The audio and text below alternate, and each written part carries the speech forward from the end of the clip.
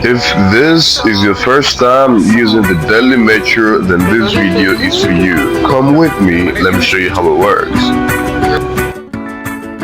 The first thing you want to do is purchase a ticket at the counter. You can either use a ticket or a card. I'll go with the card.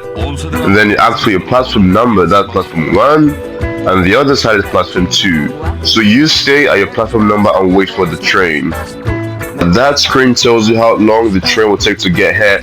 When the metro arrives, the door opens automatically and you just get inside the metro and enjoy the journey basically. That's it.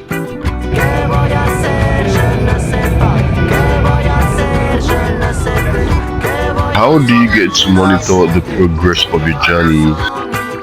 By the wall close to the roof, you're gonna see all this.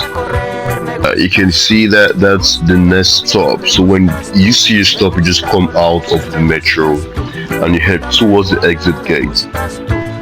I like the way they made it so easy. You're gonna see it written all over the station. Head towards the exit gate and you swipe your card and you exit the metro station.